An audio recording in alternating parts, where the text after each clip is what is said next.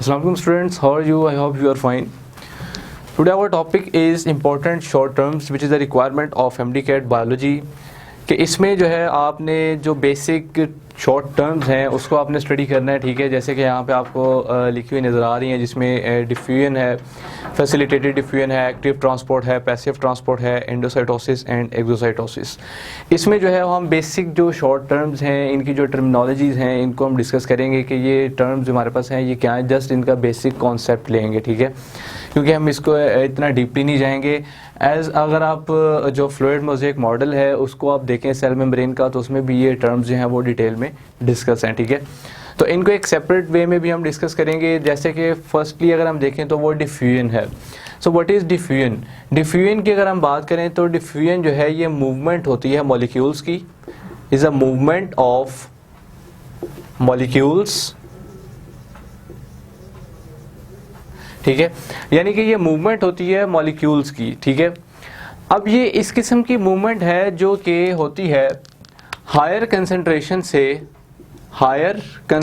से low concentration की तरफ, ठीक है जी। यानी कि it is the movement of molecules from the area of higher concentration towards its low concentration, ठीक है। इसके बाद अगर हम देखें तो इसकी जो एग्जांपल है डिफ्यूजन की, हमारी बॉडी में अगर हम डिफ्यूजन की एग्जांपल देखें तो जैसे कि हम अपने सेल्स की बात करें तो उनमें भी डिफ्यूजन का प्रोसेस होता है, ठीक है, कि कार्बन डाइऑक्साइड और जो ऑक्सीजन है इसका एक्सचेंज होता है, ठीक है। तो ये जो है ये डिफ्यूजन की एक एग्जांपल है, ठीक है, जिसमें movement of molecules from the area of high concentration towards low concentration. Then हम आ जाते हैं फैसिलिटेटेड डिफ्यूजन के ऊपर, ठीक है। And what is facilitated diffusion? Facilitated diffusion, इसके नाम से ही आपको पता चल रहा होगा कि फैसिलिटेट करना किसी चीज़ को, यानी कि सहूलत प्रोवाइड करना किसी चीज़ को। अब ये इस किस्म की डिफ्यूजन होती है कि जिसमें कुछ लार्जर मॉलिक्यूल्स होते हैं, लार्जर मॉलिक्यूल्स, यानी कि ऐसे लार्जर मॉलिक्यूल्स जो कि सेल मेम्ब्रेन के अक्रॉस इटसेल्फ मूव नहीं कर पाते, ठीक है। तो उन सब्सटेंसेस के लिए जो डिफ्यूजन होती है वो फैसिलिटेटेड डिफ्यूजन होती है, ठीक है, यानी कि फैसिलिटेट करना किसी चीज़ को। तो फैसिलिटेटेड डिफ्यूजन के ज़रिए जो लार्जर मॉलिक्यूल्स है जो हैं जो कि इटसेल्फ अक्रॉस मूव नहीं कर पाते सेल मेम्ब्रेन के, तो वो फिर जो है इस डिफ्यूजन के प्रोसेस के ज़रिए सेल मेम्ब्रेन के अक्रॉस मूव करते हैं, ठीक है। जिसमें मोस्टली अगर हम देखें तो लार्जर मॉलिक्यूल्स में मोस्टली हमारे पास जैसे ग्लूकोज वगैरह, ठीक है, ये चीज़ें भी आ जाती हैं।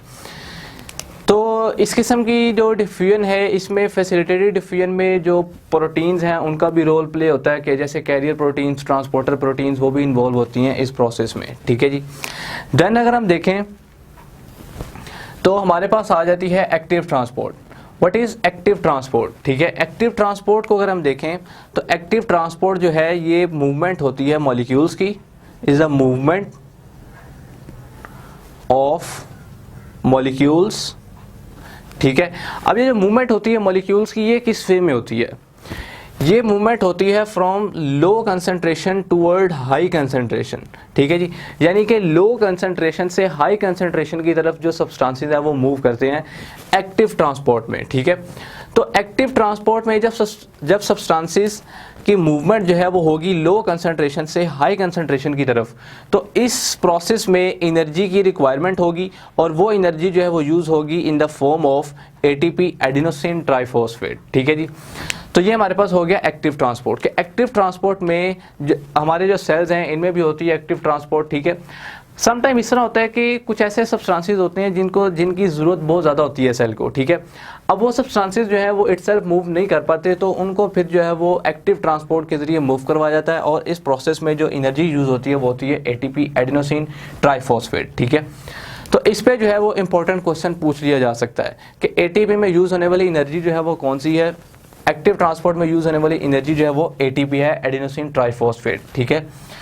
और इसमें जो इंपॉर्टेंट क्वेश्चन ये पूछ लिया जा सकता है कि जो डिफ्यूजन है उसमें मूवमेंट जो है वो किस वे में होती है, हाई टू लो या लो टू हाई? तो वो हाई टू लो है, ठीक है। फैसिलिटेटेड डिफ्यूजन में भी जो मूवमेंट है वो होती है हाई टू लो, ठीक है जी। और एक्टिव ट्रांसपोर्ट जो है इसकी अगर हम बात करें तो ये उसका रिवर्स है, इसमें मूवमेंट होती है from the area of low concentration toward it's high concentration, ठीक है। एक्टिव ट्रांसपोर्ट की अगर आप बेस्ट एग्जांपल देखें तो हमारी बॉडी में जो ग्लूकोज की एब्जॉर्प्शन होती है, ग्लूकोज की absorption of glucose in small intestine, ठीक है। स्मॉल इंटेस्टाइन में जो ग्लूकोज की एब्जॉर्प्शन है वो भी जो है वो एक एक्टिव ट्रांसपोर्ट की एग्जांपल है, ठीक है। देन हम मूव करते हैं, हमारे पास जो है पैसिव ट्रांसपोर्ट के। What is passive transport?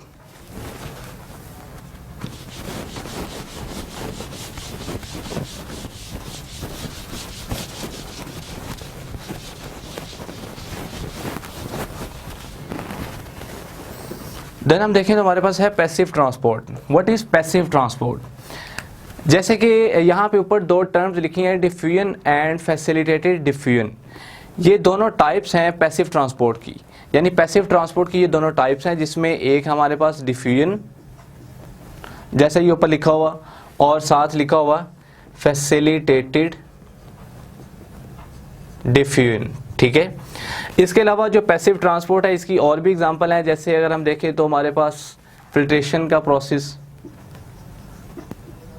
ठीक है, ऑस्मोसिस वगैरह, ये सारी जो है ये हमारे पास पैसिव ट्रांसपोर्ट की टाइप्स हैं, ठीक है।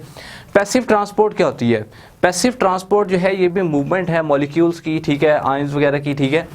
पर इसमें क्या होता है कि जो सब्सटेंसेस हैं उनकी जो मूवमेंट है वो थोड़ी इस वे में होती है कि इसमें सब्सटेंसेस मूव करते हैं from the area of high concentration toward low concentration, ठीक है।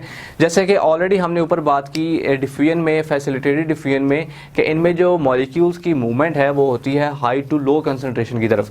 तो अब पैसिव ट्रांसपोर्ट जो है इसके आगे से ये टू टाइप्स हैं, डिफ्यूजन और फैसिलिटेटेड डिफ्यूजन। तो इसमें मेजर कॉन्सेप्ट यही है कि इसमें मूवमेंट होती है हाई कंसंट्रेशन से लो कंसंट्रेशन की तरफ। और एक और ख़ास बात ये है कि इस किस्म के मूवमेंट में एटीपी का इस्तेमाल नहीं होता, ठीक है, नो एटीपी का यूज़, ठीक है, एटीपी यूज़ इसमें नहीं होती, ठीक है।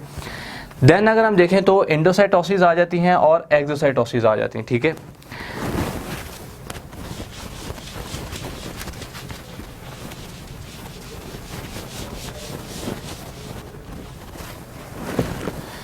Endocytosis and exocytosis.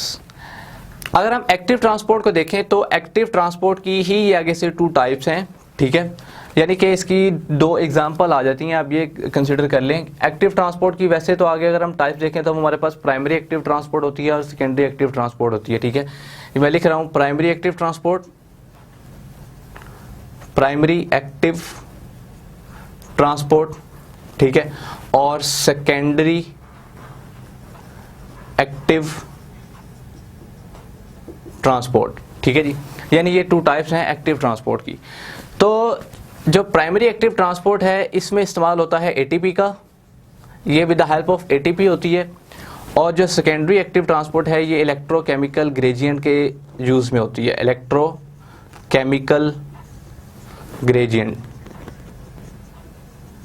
ठीक है, इसकी मदद से होती है।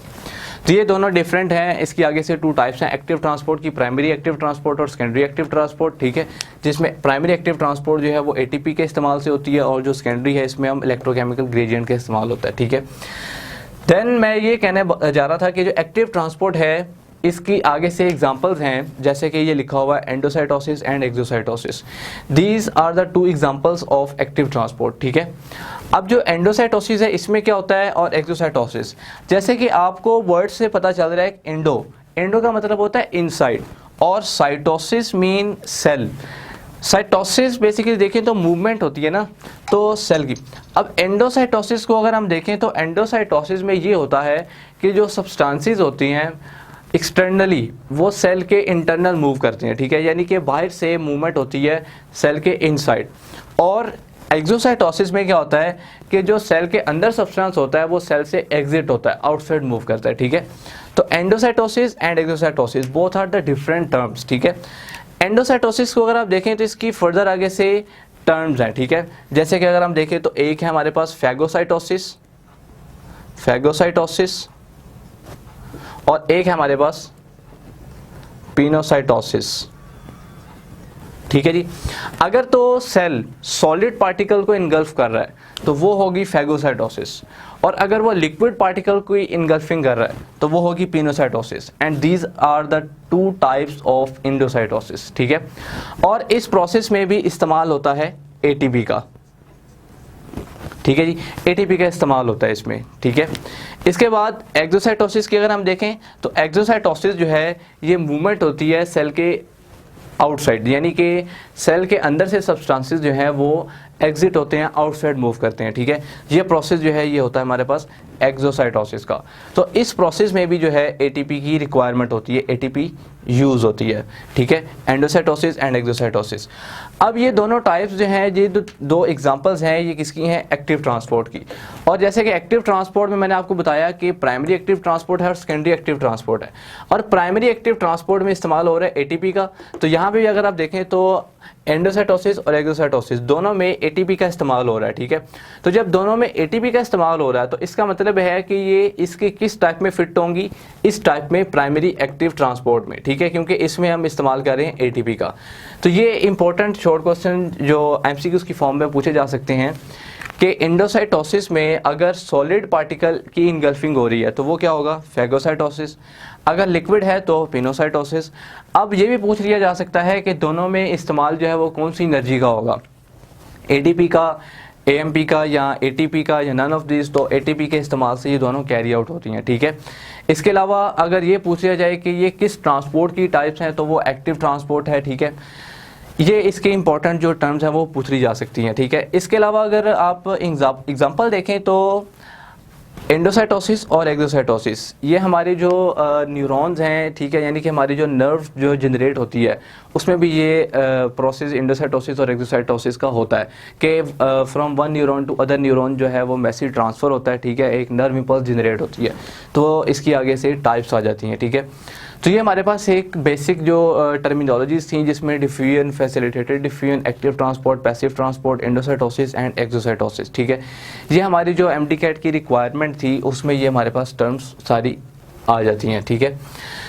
तो इसमें अगर हम देखें तो हमारे पास पूरा इसका जो टॉपिक है वो कवर हो गया। इसके अलावा अगर हम देखें तो जैसे मैंने पैसिव ट्रांसपोर्ट का आपको बताया कि डिफ्यूजन और फैसिलिटेटेड डिफ्यूजन के अलावा भी इसकी आगे से टाइप्स हैं, जैसे कि फिल्ट्रेशन वगैरह, ठीक है, ऑस्मोसिस वगैरह। तो इस ये अलग टर्म्स है, ठीक है। फिल्ट्रेशन जो है वो हमारे पास होती है हाइड्रोस्टेटिक प्रेशर की वजह से, ठीक है।